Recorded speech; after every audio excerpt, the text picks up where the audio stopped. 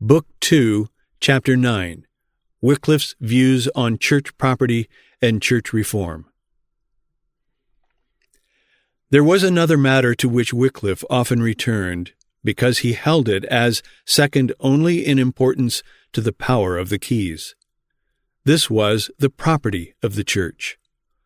The Church was already not only enormously rich, but she had even proclaimed a dogma which was an effectual preventive against that wealth ever being less by so much as a single penny, nay, which secured that her accumulations should go on while the world stood.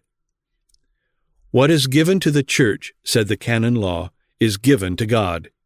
It is a devoted thing, consecrated and set apart for ever to a holy use, and never can it be employed for any secular or worldly end whatever. And he who shall withdraw any part thereof from the Church robs God, and commits the awful sin of sacrilege.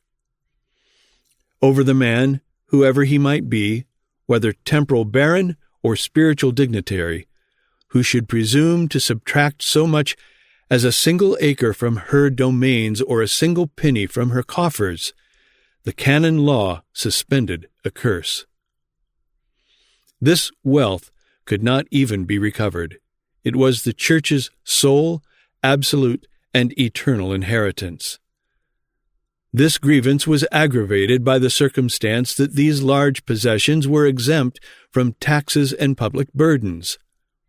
The clergy kept no connection with the country farther than to prey on it. The Third Council of the Lateran forbade all laics, under the usual penalties, to exact any taxes from the clergy or lay any contributions upon them or upon their churches.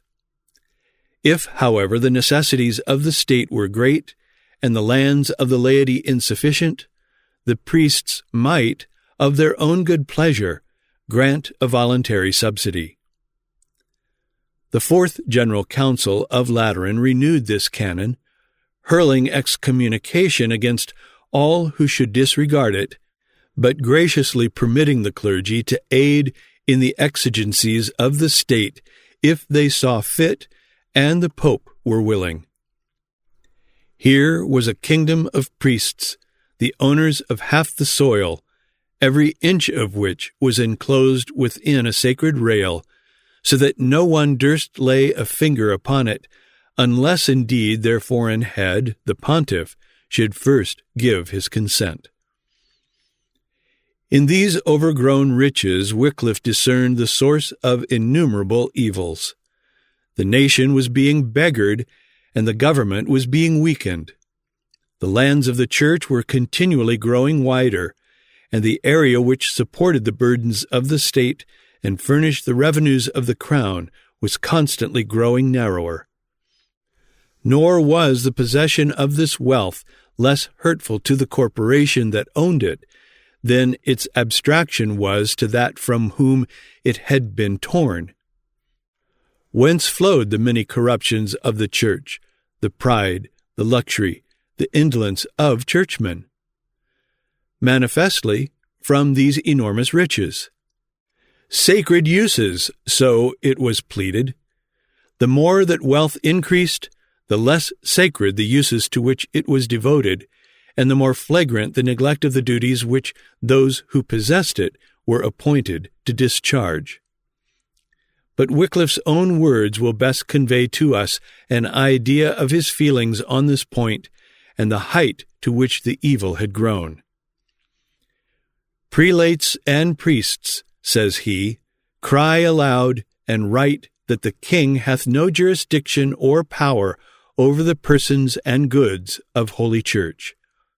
And when the king and the secular lords, perceiving that their ancestors' alms are wasted in pomp and pride, gluttony and other vanities, wish to take again the superfluity of temporal goods, and to help the land and themselves and their tenants, these worldly clerks bawl loudly that they ought to be cursed for intromitting with the goods of Holy Church, as if secular lords and commons were no part of Holy Church. And again he complains that property which was not too holy to be spent in gluttony and other vanities was yet accounted too holy to bear the burdens of the state and contribute to the defense of the realm. By their new law of decretals, says he, they have ordained that our clergy shall pay no subsidy nor tax for keeping of our king and realm without leave and assent of the worldly priest of Rome. And yet many times this proud worldly priest is an enemy of our land, and secretly maintains our enemies in war against us with our own gold. And thus they make an alien priest, and he the proudest of all priests, to be the chief lord of the whole of the goods which clerks possess in the realm, and that is the greatest part thereof. Wicliffe was not a mere corrector of abuses. He was a reformer of institutions, and accordingly he laid down a principle which menaced the very foundations of this great evil. Those acres, now covering half the face of England, those cathedral and conventual buildings, those tithes and revenues which constitute the goods of the Church, are not, Wicliffe affirmed, in any legal or strict sense the Church's property. She neither bought it, nor did she win it by service in the field, nor did she receive it as a feudal, unconditional gift. It is the alms of the English nation. The Church is but the administrator of this property. The nation is the real proprietor, and the nation is bound through the King and Parliament, its representatives, to see that the Church devotes this wealth to the objects for which it was given to her. And if it shall find that it is abused or diverted to other objects, it may recall it. The ecclesiastic who becomes immoral and fails to fulfill the duties of his office forfeits that office with all its temporalities, and the same law which applies to the individual applies to the whole corporation or church. Such, in brief, was the doctrine of Wicliffe. But further, the reformer distinguished between the lands of the abbacy or the monastery and the acres of the neighboring baron.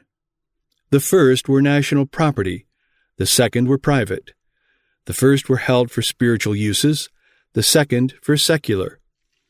And by how much the issues, depending on the right use of the first, as regarded both the temporal and eternal interests of mankind, exceeded those depending upon the right use of the second, by so much was the nation bound closely to oversee and jealously to guard against all perversion and abuse in the case of the former. The baron might feast, hunt, and ride out attended by ever so many men-at-arms. He might pass his days in labor or in idleness, just as suited him. But the bishop must eschew these delights and worldly vanities. He must give himself to reading, to prayer, to the ministry of the word. He must instruct the ignorant and visit the sick, and approve himself in all things as a faithful minister of Jesus Christ. But while Wicliffe made this most important distinction between ecclesiastical and lay property, he held that as regarded the imposts of the king, the estates of the bishop, and the estates of the baron were on a level. The sovereign had as good a right to tax the one as the other, and both were equally bound to bear their fair share of the expense of defending the country. Further, Wicliffe held the decision of the king in all questions touching ecclesiastical property to be final. And let no one, said the reformer in effect, be afraid to embrace these opinions, or be deterred from acting on them by terror of the papal censors. The spiritual thunder hurts no one whose cause is good. Even tithes could not now be claimed, Wicliffe held, on a divine authority. The 10th of all that the soil yielded was, by God's command, set apart for the support of the Church under the economy of Moses.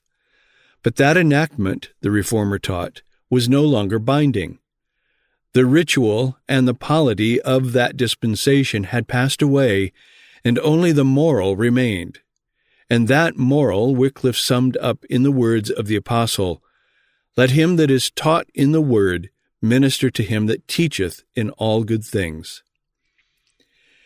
And while strenuously insisting on the duty of the instructed to provide for their spiritual teachers, he did not hesitate to avow that where the priest notoriously failed in his office, the people were under no obligation to support him, and if he should seek, by the promise of paradise or the threat of anathema, to extort a livelihood for work which he did not do and from men whom he never taught, they were to hold the promise and the threat as alike empty and futile. "True men say," wrote Wicliffe, "that prelates are more bound to preach truly the gospel than their subjects are to pay them dimes or tithes. For God chargeth that more, and it is more profitable to both parties. Prelates, therefore, are more accursed who cease from their preaching than are their subjects who cease to pay tithes, even while their prelates do their office well." These were novel and startling opinions in the age of Wicliffe. It required no ordinary independence of mind to embrace such views. They were at war with the maxims of the age.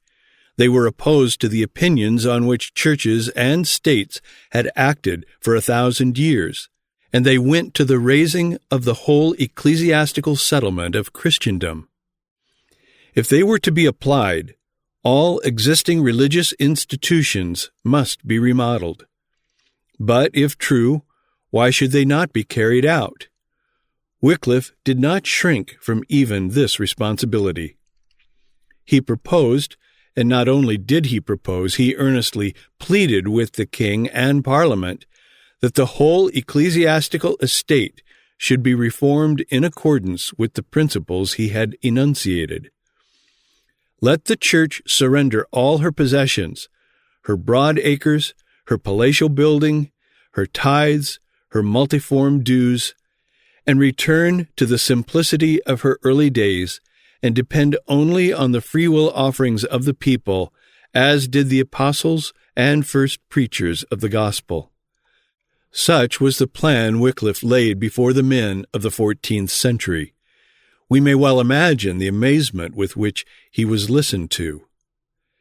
Did Wicliffe really indulge the hope that his scheme would be carried into effect?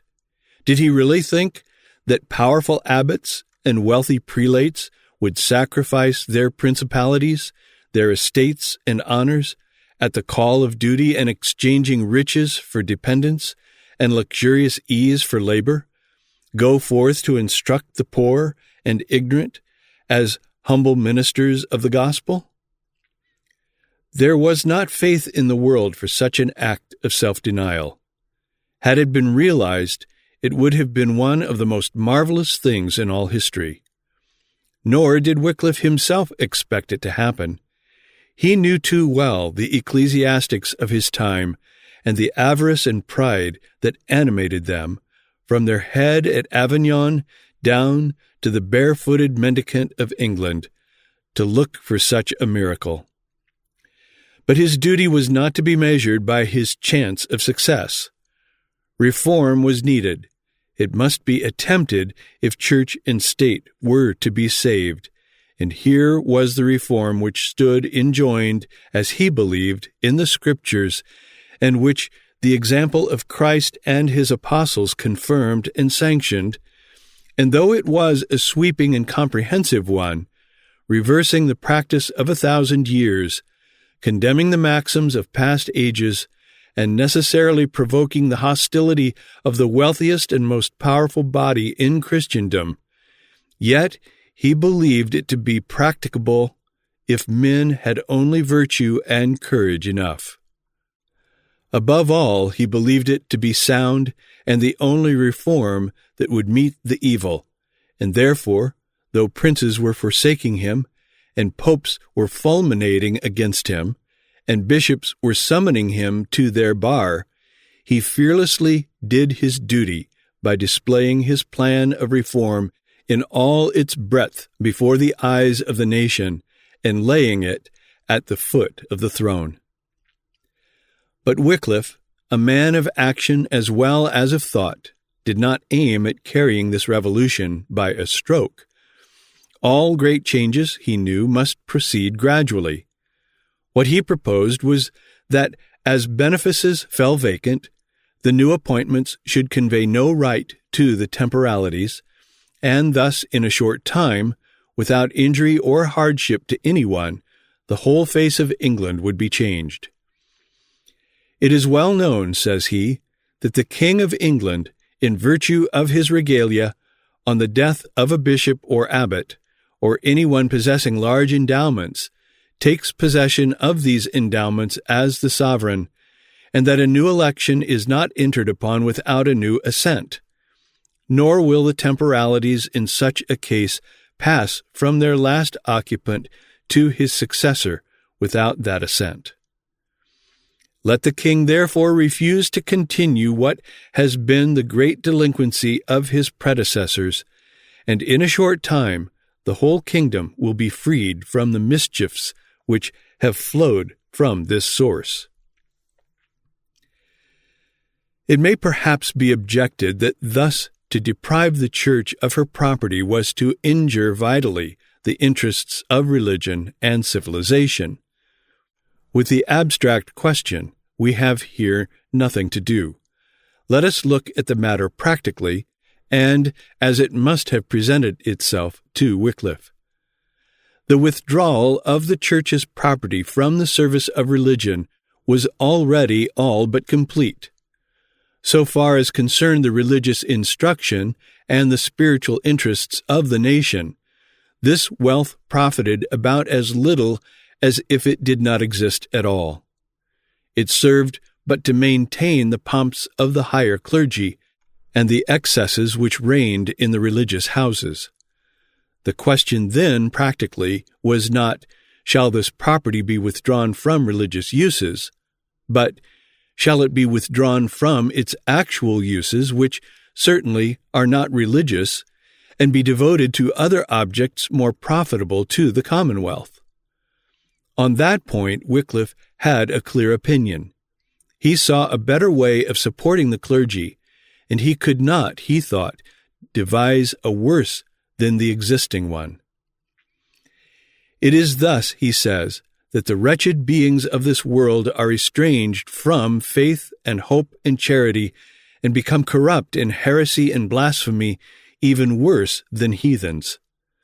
Thus it is that a clerk, a mere collector of pence, who can neither read nor understand a verse in his psalter, nor repeat the commandments of God, bringeth forth a bull of lead, testifying in opposition to the doom of God and of manifest experience, that he is able to govern many souls. And to act upon this false bull, he will incur costs and labor, and often fight and get fees, and give much gold out of our land to aliens and enemies, and many are thereby slaughtered by the hand of our enemies, to their comfort and our confusion. Elsewhere he describes Rome as a market, where the cure of souls was openly sold, and where the man who offered the highest price got the fattest benefice. In that market, virtue, piety, learning were naught. The only coin current was gold.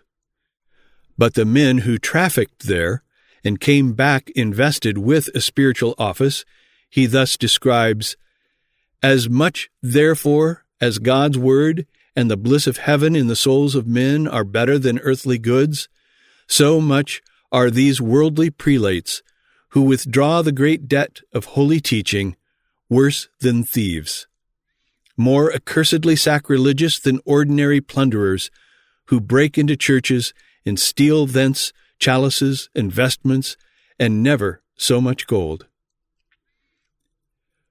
Whatever may be the reader's judgment of the sentiments of Wicliffe on this point, there can be but one opinion touching his independence of mind and his fidelity to what he believed to be the truth. Looking back on history and looking around in the world, he could see only a unanimous dissent from his doctrine. All the ages were against him. All the institutions of Christendom were against him. The Bible only, he believed, was with him. Supported by it, he bravely held and avowed his opinion. His peril was great, for he had made the whole hierarchy of Christendom his enemy. He had specially provoked the wrath of that spiritual potentate whom few kings in that age could brave with impunity. But he saw by faith him who is invisible, and therefore he feared not Gregory. The evil this wealth was doing, the disorders and weakness with which it was afflicting the state, the immorality and ignorance with which it was corrupting society, and the eternal ruin in which it was plunging the souls of men, deeply affected him. And though the riches which he so earnestly entreated men to surrender had been 1,000,000 of times more than they were, they would have been in his account but as dust in the balance compared with the infinite damage which it cost to keep them, and the infinite good which would be reaped by parting with them. Nor even to the men of his own time did the measure of the reformer seem so very extravagant. Doubtless the mere mention of it took away the breath from those who had touched this gold. But the more sober and thoughtful in the nation began to see that it was not so impracticable as it looked, and that instead of involving the destruction, it was more likely to be the saving of the institutions of learning and religion. About 24 years after the Reformer's death, a great measure of church reform, based on the views of Wicliffe, was proposed by the Commons. The plan took shape in a petition which Parliament presented to the King, and which was to the following effect: that the Crown should take possession of all the property of the Church, that it should appoint a body of clergy, 15,000 in number, for the religious service of the kingdom, that it should assign an annual stipend to each, and that the surplus of the ecclesiastical property should be devoted to a variety of state purposes, of which the building and support of almshouses was one. Those who had the power could not or would not see the wisdom of the Reformer. Those who did see it had not the power to act upon it, and so the wealth of the Church remained untouched, and remaining untouched, it continued to grow, and along with it all the evils it engendered, till at last these were no longer bearable. Then even popish governments recognized the wisdom of Wycliffe's words, and began to act upon his plan. In Germany, under the Treaty of Westphalia, in Holland, in our own country, many of the richest benefices were secularized.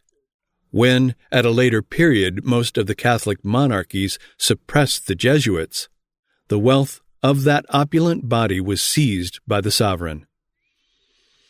In these memorable examples we discover no trace of property, but simply the resumption by the state of the salaries of its public servants when it deemed their services or the mode of them no longer useful. These examples are the best testimony to the substantial soundness of Wycliffe's views, and the more we contemplate the times in which he formed them, the more are we amazed at the sagacity, the comprehensiveness, the courage, and the faith of the Reformer. In these events we contemplate the march of England out of the house of her bondage. Wicliffe is the one and only leader in this glorious exodus. No Aaron marches by the side of this Moses, but the nation follows its heroic guide and steadfastly pursues the sublime path of its emancipation.